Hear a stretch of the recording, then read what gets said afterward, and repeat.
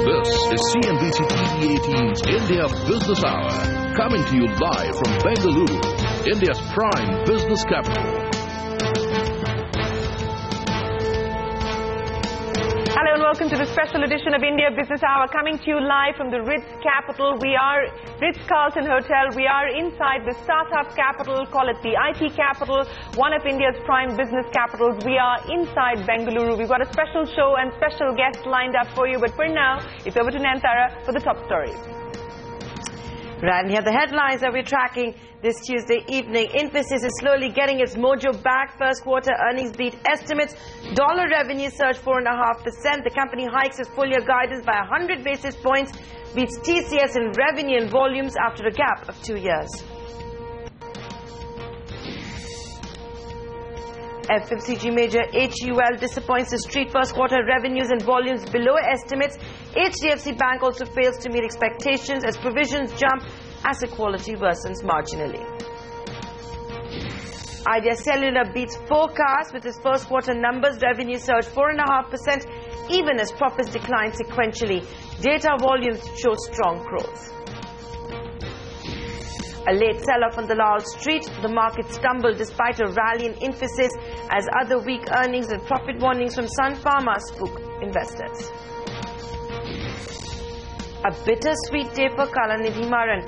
The Delhi High Court questions the government's decision to deny the Sun Group a chance to participate in the FM radio auctions, but another Delhi court issues summons to Kalanidhi Maran as an accused in a tax case pertaining to SpiceJet. The government moves the Supreme Court over Aadhaar, says the program can't be chunked and must be made mandatory, asks for a larger constitutional bench at the Apex Court to reconsider its previous decision. Another hurdle in the CAIRN-VEDANTA merger after LIC, a minority shareholder, United India Insurance, also opposes the merger, but the top brass of both CAIRN and Vedanta remain firm. Bharti Airtel stock jumps to highs last seen in October 2009 as it begins talks with Orange to sell 4 of its African units. Sources say Airtel's eyeing a $1.8 billion valuation for these assets. The company tells CNBC TV 18 it has no intention of walking away from the African market. There only one company has had an issue with the sales tax issue. Flipkart has no problem, Snapdeal has no problem, Jabong has no problem, Myntra has no problem. Why is it that Amazon has a problem? Why can't they follow the laws of the land?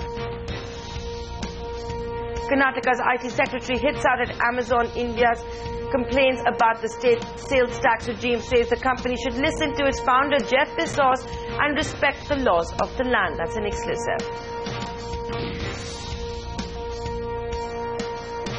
Today, whatever the surveys, Technopact, what we have covered last year, shows that organized players are 2,000 today. You ain't seen nothing yet. The coffee revolution will expand, and Cafe Coffee Day all set to take the local coffee market by storm. An exclusive chat with Chairman V.G. Siddhartha as he makes his television debut. Also on the show tonight is the first global launch of a car in India. Hyundai's much-awaited compact SUV Creta rolls out of the Indian roads with a price tag beginning at 8.6 lakh rupees.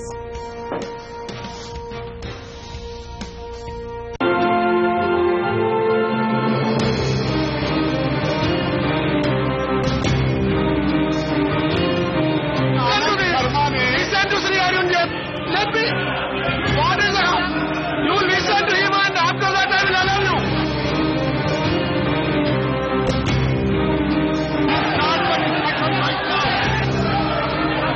No, honorable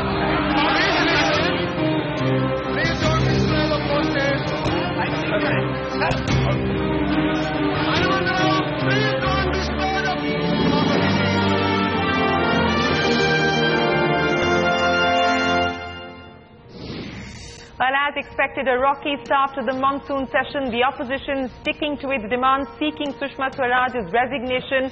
Will Parliament be allowed to function? The fate of crucial bills like the GST bill hangs in the balance. We will, of course, get you more on what happened in Parliament in just a bit. But let's kick things off with the good news coming in from Infosys for its first quarter results. And what a quarter it's turned out to be for Infosys. The turnaround seems to be moving in the right direction. Let me take you through the numbers for Infosys, because if you were to look at revenues, they've beaten estimates. If you take a look at the guidance, it has been hiked. If you take a look at volume growth, it has hit its highest level in 19 quarters. And not just that, in constant currency terms, Infosys has managed to beat its competitor TCS after a gap of nearly 2 years. And all of that did take the stock higher. In fact, it finally closed about 11% higher in trade today. Vishal Sikka, speaking to CNBC TV18, believes that the company is on a firm footing, but perhaps the kind of momentum that they've seen in this quarter is unlikely to be replicated. Here's Sikka in conversation with CNBC TV18's Kritika Saxena. We are confident in our guidance that we have given, and I think we are very proud of the quarter and the constellation of events that converged over the course of the quarter to get there. Quarters are volatile, animals, and you never know how these 90-day cycles turn out.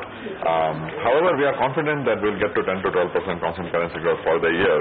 And the initiatives that we have put in, these are the groundswell kinds of initiatives, and they are starting to show early results, both in terms of large deal wins and also in the success that we have had with our large clients. We reversed our growth. We did more than 5.5% growth in our top 10 clients. So these are things that we have done a very determined and dedicated focus on, and they are starting to show results. But otherwise, what Rajiv and I are saying is that for now we feel confident in our guidance of 10 to 12. But would you be able to meet the industry-leading target of FY17 earlier in FY16? Or is that being too... No, we are still holding on to what we have said middle of next year as our target to get to industry-leading growth, and we feel good about that. Rajiv, break up margins for me quickly, and going ahead, there's a lot of volatility in terms of currency, in terms of macro uncertainty, energy, Europe. What in the next 3 quarters are going to be the areas that you watch out for to be able to contain and sustain margins, and volume at 5.4%, what would you do to be able to sustain that? So on the margin front, we rolled out wage hike to all our employees in India, about 6.5%, 7%, and overseas was 2%. So that impact was about 200 basis points on the margins. The visa application which go for the US H-1B visas was an impact of about 60 basis points. So overall the impact was about 260 basis points. The rupee depreciated during the quarter by about 2.5%, which gives us a benefit of 60 basis points. And all the other operational efficiencies that we saw in the system, cost optimization, gave us a benefit of 30 basis points. So that's how the margin plans out to be, 170 basis point drop in operating margins. On the volume growth has been the best in the last 19 quarters, which actually gives us a lot of confidence in terms of what we are seeing in the subsequent quarters. But you also have to understand volume growth and utilization and pricing are all related to each other. All three of them have to look good to sustain on the margin. So the volume growth is very good, but the utilization is good, but the pricing falls, then it's a matter of concern. So I think as we look at the margin front, I think we have to be focused on making investment in the business. The business requires investment. We are changing the course of the business. We are investing in new technologies, investing in new areas of business. So we cannot expect to accelerate our growth but cutting our investment. So we have to balance the needs. And that's a tough job. It's not easy. So what we are saying is we are given a margin band. We are not sticking to one margin number. We are given a margin band of 24-26. We feel confident we'll be within that band. And at the same time, we'll be able to make money for making investments. Quickly rate Vishal in the 1-year anniversary. The best and not at all senior. Sectorally across the board, except for energy, I think we have done extremely well. We have seen good growth in financial services, barring insurance. We have seen good growth in healthcare and life sciences. Manufacturing has had a fantastic growth. Retail is also a moderate growth. Telecom also has picked up a lot. And from a geography perspective, Americas has done well. And Europe is a little bit on the downside. But if you look back to the last 5 years, we have always seen Q1 to be seasonally the weakest quarter from a Europe perspective. So barring that, we are not too unduly concerned about Europe. Well, that was the Infosys management in conversation with Kritika. And Kritika joins us now from the Infosys headquarters to do an analysis of the Infi numbers. Kritika, it looks like Vishal Sikka's strategy is starting to bear fruit. Well, last few quarters have really been about Infosys getting back on its feet, and now finally all the efforts seem to have started bearing fruit. So Vishal Sikka says that going ahead, the revenue run rate and the deal visibility seems to be getting slightly clear. This quarter, he says, is a one-off. Yes, let's not work on only this quarter alone, but things have now started to turn around. So going into the numbers, revenue up by 4.5% in dollar terms and 7% in rupee terms. That's the highest in the last 15 quarters. PAT down marginally by 2%, but volume stand out, up by 5.4%, highest in the last 19 quarters. Margins have come in at 24%. If you break this down, interestingly, the company has seen a 200 basis point wage hike hit, 60 basis point visa cost hit, but that has been gradually subsided by the operational efficiency of around 30 basis points and the rupee benefit of around 60 basis points. So regardless of that, there's been a marginal forex loss due to currency volatility of 25 crore rupees, which has affected into the PAT. More importantly, the guidance has been maintained at 10 to 12% on a constant currency basis and has in fact been increased on a dollar term basis. Now going ahead, in terms of the sectoral growth, the company says that the energy and telecom vertical could be a little bit of a trouble, and the India business, which in fact has been negative for this quarter, down by 6%, could be a concern, but all in all, they are seeing visibility across the board. If you had to really nitpick on the negatives, realizations are down by 74 basis points, and the revenue per employee has come down from around $52,000 to around $51,700. So that's a little bit of a negative, but that would be completely nitpicking. All in all, a very good quarter for Infosys. Thanks, Kritika, for joining us with that analysis. And boy, did that stock get a thumbs up from the stock markets. Infosys going up almost 11.5% in the green. And HUL was the other counter to come out with its results today. A mixed set of numbers for the first quarter today from the FMCG major. While revenue growth of 5% was slightly disappointing, the FMCG giant managed to report a 6% growth in volumes, and that was ahead of most estimates. Priya Sheth and Sohini Dutt break down HUL's performance. It's been a mixed start to the financial year for FMCG major HUL. Top-line growth at 5% was lower than street expectations, and the phase-out of excise duty incentives led to a flat bottom line, with profit remaining almost unchanged compared to last year. The volume growth at 6%, however, came in as a pleasant surprise as the company chose to pass on benefits of lower raw material costs to consumers in order to boost demand.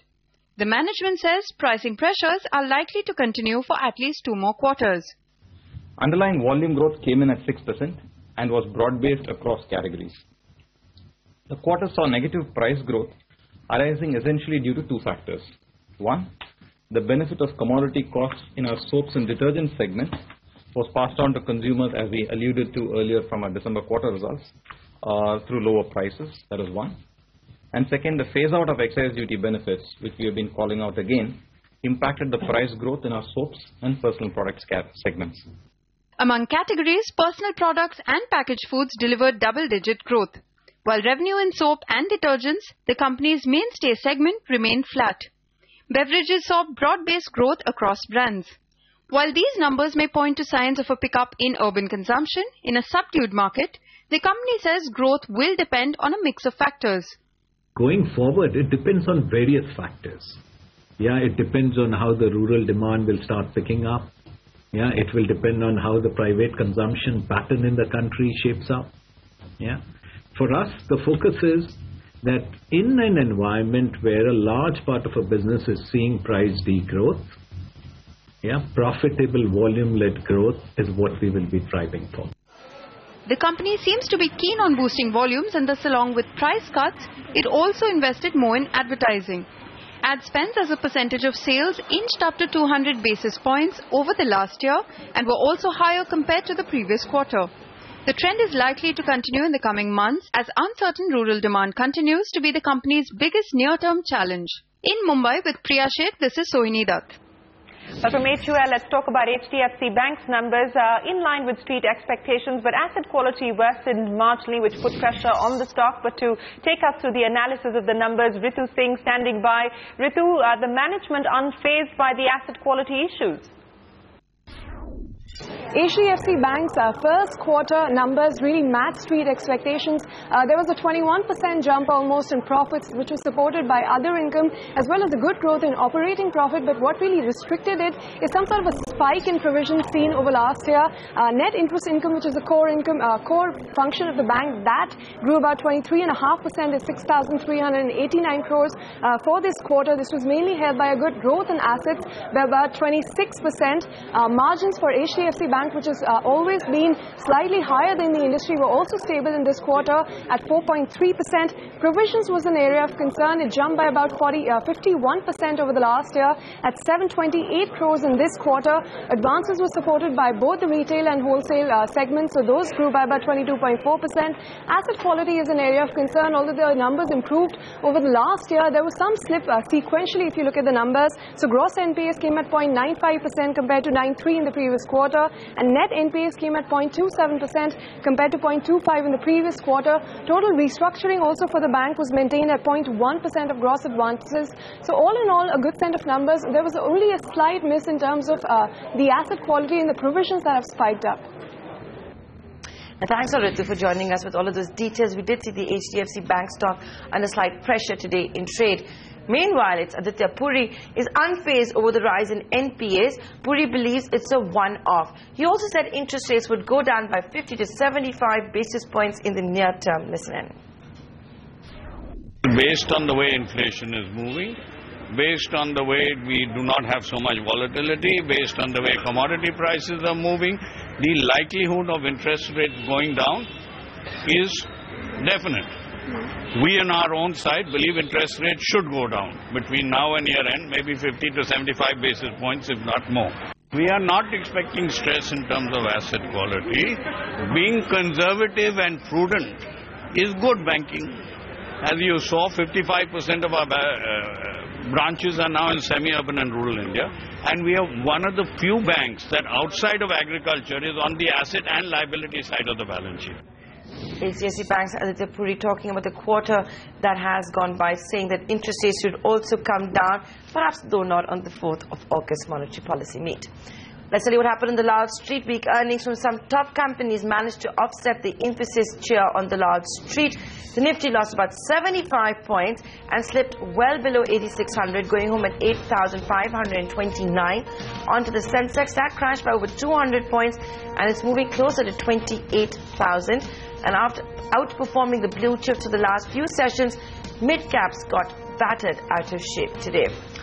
So what goes up will also come down. That seems to be the message coming out, not just from the Lal Street, but also Wall Street. Let's bring out the frontline indices for you.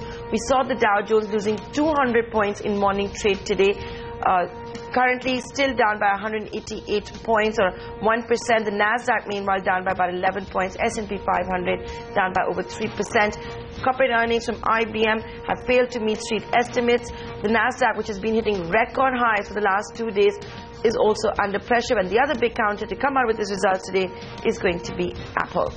Back home, and here's more from Earnings Corner that came in after markets had closed. A good quarter for Idea Cellular, with the Aditya Birla Group company beating street estimates on both the top line and the bottom line. The consolidated revenue grew by more than 4%, coming in at 8,500 crore rupees, while EBITDA also showed an uptick of more than 5%. The average revenue per user, or ARPU as it is called, grew by more than 4 rupees in the last quarter, and that's thanks to higher data usage. In fact, data volumes have risen by 15%, and not surprisingly, the management is betting big on its data arm. We are almost at the cusp of a mobile data revolution. There is, in fact, we believe there is just about starting data revolution, just about starting, and it will start to yield maximum results in the period 2018 to 2025, and that's why we will roll out our 3G and 4G services depending on how consumer demands. Well, that's the idea, management. And as you can see, it's raining results here on India Business Hour. Let's go straight to CAIRN India, which doesn't seem to be out of the woods as far as its first quarter earnings are concerned. The oil major has posted a net profit of about 835 crore rupees. That's versus a loss of 241 crore rupees in the last quarter. And this is despite the total income going down by close to 2% to come in at more than 2,600 crore rupees. Remember, the company had to take a one-time impairment hit of about 505 crore rupees in the last quarter. But let's stay with CAIRN India, because that's not the only news that we're tracking there. The institutional opposition, or murmurs of institutional opposition, seem to be gaining ground with regards to that merger proposal. And there were some exciting moments today at the 9th AGM that the company held in Mumbai. Sajit Mangat, who was at that AGM, joins us now with the details. Sajit, there was a shareholder that flew down from Chennai specifically for the AGM. What was that about? That's right. CAIRN India concluded its 9th AGM and possibly the last AGM before the company gets merged with Vedanta Limited. At the 9th AGM, which was thinly attended by the minority shareholders due to heavy rains in Mumbai, there was a surprise visitor from Chennai. The visitor was a representative of United India Insurance, who flew down to convey his company's disappointment and disapproval to the merger of CAIRN India with Vedanta.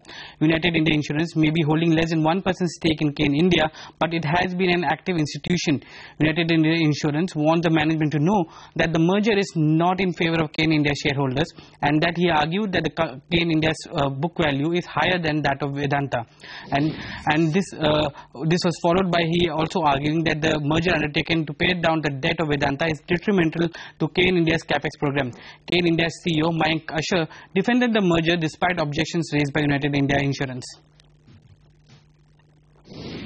So, my view is, as far as this is concerned, the company has provided not just the strategic rationale, but the operational details about this as well. And at the end of the day, the shareholders will make up their mind. What I saw was a fairly positive reaction to the merger.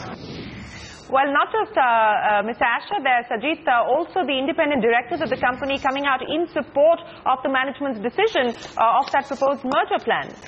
The shareholders also witnessed Omkar Goswami, who was part of the Independent Directors Committee, reason out to the shareholders. Listing out the arguments, Omkar Goswami claimed that the merger was necessary since there was no certainty that Rajasthan oil fields will get exploration extension beyond 2020. He further disclosed that the scheme of merger also factors the tax liability imposed by the tax department. So this was some of the arguments presented by the independent directors to the shareholders. Nantara? Well, unfortunately, LIC or CAIRN Energy PLC not telling us officially what they think of that proposed merger. United India Insurance only holds 1% in CAIRN India. The fate of that merger holds solely with LIC and CAIRN Energy PLC. Thanks, Sajid, for joining us with all of those details. Meanwhile, CAIRN India's parent company, Vedanta, which holds about 58% in CAIRN India, has been hit hard by the softening aluminium prices and thus is looking to downsize its operations, and a large number of jobs are going to be on the line.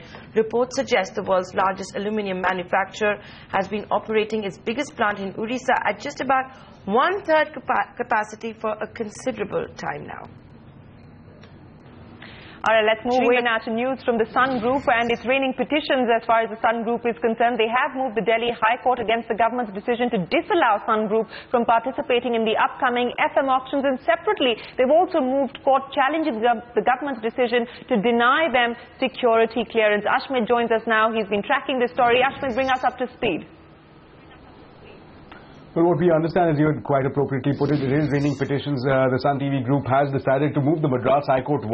And here they've challenged the original issue of denial of security clearance by the MHA. They've argued before the Madras High Court that there has been no application of mind, that the denial of security clearance is in fact arbitrary, this decision of the government. And on the back of that, they are seeking relief in terms of overturning that decision. That is with respect to Madras High Court. In the Delhi High Court, they've filed a separate application, this with respect to the application of Red FM being being rejected with respect to the upcoming FM auctions, phase 3 auctions. And importantly, again, we saw similar arguments being made here that none of the persons concerned have been convicted of any of the charges, that the nature of offences that have been cited are in fact economic offences which have little or no bearing as far as national security is concerned.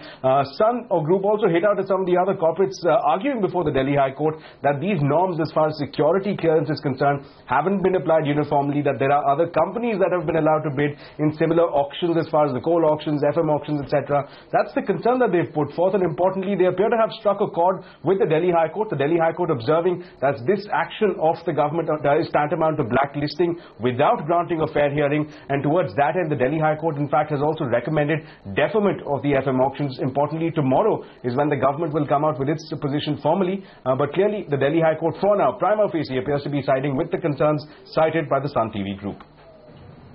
It's going to be very interesting to see what the government has to say, Ashwin, because while the Home Ministry does not want to give those security clearances, the R&D Minister and the Finance Minister, Arun Jaitley, quite clear that this is incorrect to not issue all of those clearances. You know, we're going to talk about the Aadhaar case with you in just a bit, but today actually turned out to be a bittersweet day for Karanidhi Maran. So he got some relief as far as Sun Group goes, but he's also been summoned as an accused as a tax case. A Delhi court issuing those summons to Maran and the budget carrier SpiceJet for their alleged failure to deposit over 147 crore rupees TDS with the Income Tax Department. Let's get back to Ashmit. He's clearly had a very hectic day in the court. Ashmit, today the government also moved the Supreme Court seeking a larger constitutional bench. Actually, hear the Aadhaar matter. The government saying it must be made mandatory. Otherwise, its direct benefit transfer scheme won't work. Well, indeed, that's the stance that the Finance Ministry appears to have taken before the Apex Court, but they are in somewhat of a fix as far as, in legal terms at least, we have to remind our viewers that first in late 2013 and then subsequently in March of 2015, the Supreme Court has reiterated its position about making essentially Aadhaar not mandatory for availing of government services. It is against that that the Finance Ministry has filed an application. They are requesting the Supreme Court to reconsider its decision, and towards that end, they have sought a larger constitutional bench to consider this application. Of course, the sum and substance of the prayers that they are putting forth is that the Aadhaar plan is crucial as far as the DBT program is concerned, that they are looking to weave in a number of government programs as a part of the Aadhaar scheme, that Aadhaar is critical as far as plugging leakages is concerned and to ensure more efficient distribution mechanism as far as the subsidy program of the government is concerned. And these are the concerns that they have put across. But also importantly, Supreme Court simultaneously is also hearing various PILs against Aadhaar. So clearly a trying time, especially in legal terms. We'll of course have to watch out for tomorrow on the Supreme Court's response to the government's application with respect to seeking a larger bench, but that's for a later date. For now, the government making an application and stuck in somewhat of a legal bind, so to speak. Back to you. All right, Ashwin, thanks very much. And of course, this is going to be crucial as far as the government's jam trinity is concerned. That's Jan Dhan, Aadhaar and mobile to try and target subsidies more efficiently. We'll watch out for that court hearing. But on to a CNBC TV 18 exclusive. As you can see, we're inside Bengaluru, and I had a chance to catch up with the IT Secretary of Karnataka, Srivatsa Krishna. Of course, he dismissed any suggestion that Bangalore is being given a run for its money by Hyderabad, which is now attracting some significant IT investments, but also did some tough talking when it came to Amazon, which is embroiled in a sales tax controversy here with the government of Karnataka. Srivatsa Krishna very categorically stating that Amazon needs to comply with the law, and it's the only company that seems to have problems with the government of Karnataka. Listen in. Why is it that only one company has had an issue with the sales tax issue? Flipkart has no problem. Snapdeal has no problem. Jabong has no problem. Myntra has no problem. You're saying it's Why an Amazon is it that Amazon has a problem? Why can't they follow the laws of the land? Especially Jeff Bezos sitting in Bangalore at the World Trade Center, not sitting in Hyderabad, said this, that wherever we are, we have to follow the regulations of that state and that country. Why don't they listen to their boss? Okay, so you're saying that Amazon is choosing not to comply with the law of the land? I think they are not complying certainly with what government of Karnataka has asked them to do. They have been in dialogue with my colleagues in the finance department. I don't know the latest position. But the simple answer is, if this was done by someone in the government, it would be called insubordination. So Amit Agarwal should wake up and listen to what Jeff Bezos is telling. Well, Amit Agarwal should be listening to you on CNBC TV 18. He should listen to what Jeff Bezos told the media on following laws of the state they are in. And Karnataka, incidentally, is also going to be the country's first to incubate mobile phone apps. A lot of that coming up for you through the week on CNBC TV 18. For now, we'll slip into a short break. On the other side, brokerages turn cautious on Sun Pharma a day after the company issues a profit warning for the fiscal, and its market cap also eroding by over 35,000 crore rupees today. As Bharti Airtel begins talks with Orange to sell 4 of its African subsidiaries, we'll tell you if the company is still committed to Africa or not.